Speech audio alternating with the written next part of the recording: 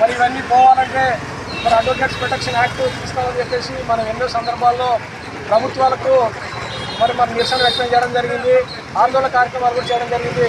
మరి ఆళ్లగడ్డలో సివిల్ కేసులో senior న్యాయవాదులైనటువంటి CA దగ్గర పోయి మాట్లాడిన క్రమంలో మరి విశిక్షణ రహితంగా ఒక సీనియర్ అనుకుండగా న్యాయవాదులకు మరి కంపల్సరీగా వచ్చి మాట్లాడతారని చెప్పేసి ఇంటికి జ్ఞానం లేకుండా సీఏ మరి అతను చేంజ్ చేసుకొని సీనియర్ న్యాయవాదిగా మరి కేసు కూడా పెట్టడం జరిగింది.